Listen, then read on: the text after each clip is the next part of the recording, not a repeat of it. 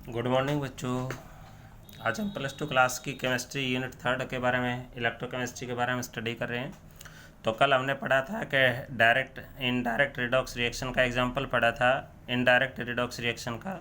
तो indirect redox reaction का example पढ़ा था, तो उसमें आपने इलेक्ट्रोकेमिकल सेल पढ़ा था। इलेक्ट्रोकेमिकल सेल में साल्ट ब्रिज के बारे में पढ़ा था। तो अब फंक्शन क्या है, function of salt bridge topic चल पड़ा अपना। Function of salt bridge, salt bridge का फंक्शन क्या है, साल्ट ब्रिज का फंक्शन क्या है। देखिए बात चल पड़ी कि साल्ट ब्रिज यूज़ क्यों करते हैं। पहली बात, फर्स्ट पॉइंट था क्या था कि इट मेंटेन द, क्या मेंटेन करता है, it maintain the electrical neutrality. Electrical neutrality के बारे में मेंटेन करता है। इलेक्ट्रिकल न्यूट्रलिटी का मतलब ये हुआ कि किसी साइड क्या है कि एक साइड ज़्यादा चार्ज हो जाते, तो देखो साल्ट ब्रिज जो आयंस का ट्रांसफर करता है, तो इलेक्ट्रिकल न्यूट्रलिटी को मेंटेन करता है ऑफ द सॉल्यूशन की। ठीक है। दूसरा पॉइंट है कि सिर्फ और सिर्फ साल्ट ब्रिज क्या करता है, ठीक है। तो ये साल्ट ब्रिज, जो साल्ट ब्रिज है, तो salt bridge complete the inner circuit, complete the inner cell circuit. ठीक है, इनर सेल सर्किट को कंप्लीट करता है, क्योंकि आउटर सेल सर्किट तो किसके द्वारा कंप्लीट किया था, कॉपर वायर और वोल्टमीटर या गैल्वेनोमीटर के द्वारा कंप्लीट किया था। थर्ड पॉइंट है सिर्फ ये साल्ट ब्रिज जो है, salt bridge transfer the ions, ठीक है, ट्रांसफर द आयंस, ठीक है, ट्रांसफर द आयंस, ठीक है नहीं, ions, but not a solution, solution को ट्रांसफर नहीं करता। ठीक है, but not a solution, solution को ट्रांसफर नहीं करता, याद रखना। ठीक है। उसके बाद के छोटी सी अगला टॉपिक आपका छोटा सा रिप्रेजेंटेशन भाई। ठीक है, रिप्रेजेंटेशन किस चीज़ की है, representation of an electrochemical cell.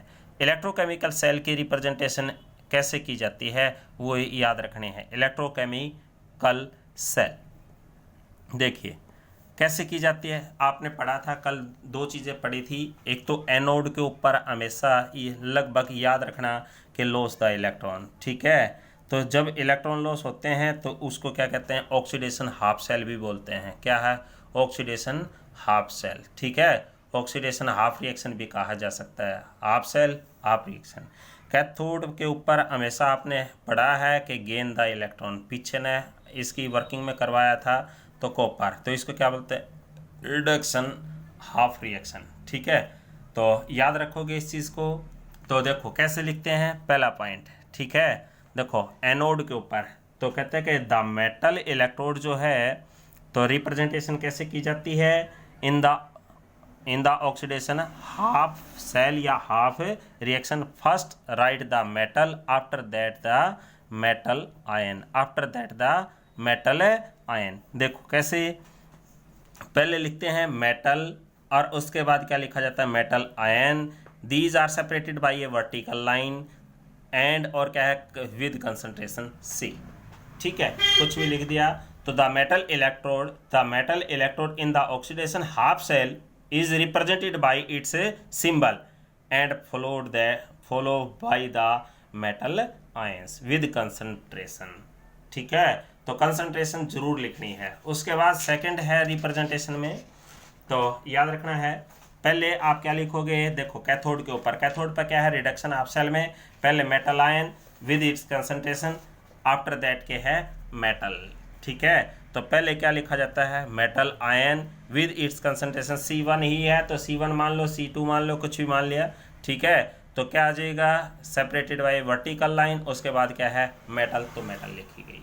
ठीक है, थर्ड पॉइंट है रिप्रेजेंटेशन का, तो the salt bridge are separated two half cell represented by the two vertical lines. देखो भाई पहले तो हम क्या लिखते हैं, metal ion with its concentration. ठीक है, फिर उसके बाद क्या है, मेटल आयन, और फिर क्या है, कंसंट्रेशन, फिर क्या है, मेटल। तो ये क्या रिप्रेजेंटेशन है, साल्ट ब्रिज की रिप्रेजेंटेशन है। साल्ट ब्रिज को कैसे रिप्रेजेंट किया जाता है। उसके बाद आपका अगला टॉपिक चल पड़ा डेनियल सेल भाई, क्या आ गया, डेनियल सेल। डेनियल सेल होता क्या है, तो देखो भाई आपने पढ़ा था ये डायरेक्ट रिडॉक्स रिएक्शन का एग्जाम्पल है, ठीक है, डायरेक्ट रिडॉक्स रिएक्शन का एग्जाम्पल है, ठीक है।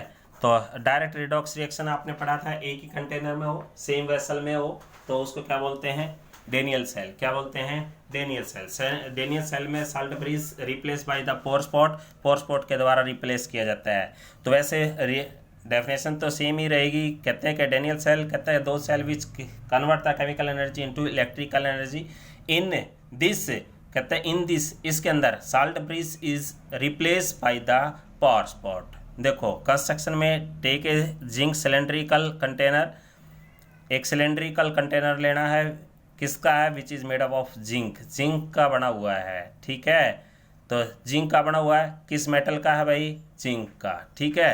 तो देखिए इन दिस क्या फिल्ड कर दिया, zinc sulphate solution, zinc sulphate solution field कर दिया, ठीक है। ए पोर स्पॉट आर डिव इमर्स कैस कहाँ, डिप्ड कैस कहाँ, इन जिंक सल्फेट सॉल्यूशन। पोर स्पॉट नाम से ही पता चल रहा है जिसमें छोटे छोटे पोर्स हों, ठीक है। And copper sulphate solution are filled in the pore spot, ठीक है। कॉपर सल्फेट सॉल्यूशन ये क्या है, पोर स्पॉट है, क्या है, पोर स्पॉट, ठीक है। तो पोर स्पॉट में क्या भर दिया, कॉपर सल्फेट, और कॉपर की रोड डिप्ड कर दी, किसकी रोड डिप्ड कर दी, कॉपर की। These two electrode are connected with a copper wire and a voltmeter या गैल्वेनोमीटर, ठीक है। तो वो आपके ऊपर डिपेंड करता है। देखिए जिंक रॉड इज कहता है more reactive so it behave as anode, ठीक है। और कॉपर किसकी तरह बिहेव करेगा, कैथोड की तरह बिहेव करेगा, ठीक है। तो ये इसकी कंस्ट्रक्शन थी भाई।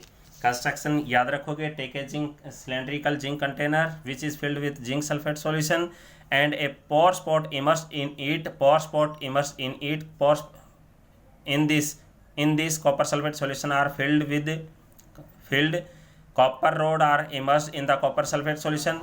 These two electrode are connected with a क्या है, connected with a copper wire and a voltmeter या galvanometer. Zinc rod is more reactive so it behave as anode, copper is behave as cathode। देखिए ये इसकी construction थी। उसके बाद working की बात करते हैं। वर्किंग सेम है भाई दोनों की, इलेक्ट्रोकेमिकल सेल की भी और इसकी भी, ठीक है। दो चीज़ें यहाँ आपने पढ़ा था कि एनोड के ऊपर हमेशा क्या दिखाएंगे, लॉस द इलेक्ट्रॉन, ठीक है। जब इलेक्ट्रॉन लॉस करता है तो गेट पॉजिटिव चार्ज। कैथोड के ऊपर क्या होगा, अब आपको पता चल गया, कैथोड के ऊपर कॉपर सल्फेट सॉल्यूशन है तो decompose into copper ion plus क्या आ जाएगा, सल्फेट आयन, ठीक है। जो इलेक्ट्रॉन है ये तो ट्रांसफ़र हो जाएंगे, ठीक है। ट्रांसफ़र होंगे तो इसका मतलब ये गेन कर लेंगे। तो copper ions gains the electron losses by the zinc rod to get क्या है, copper. Sulphate ion transfer through the pore spot, जो सल्फेट आयन है वो क्या है, पोर स्पॉट के द्वारा ट्रांसफ़र हो जाएंगे। तो किस में चले जाएंगे, अब आपको पता चल गया, इधर जिंक आयन थे तो जिंक सल्फेट बना देगा, ठीक है। तो ये इसकी वर्किंग है, ये याद रखना है आपने, ठीक है। डेनियल सेल क्या है, डेनियल सेल। Thank you.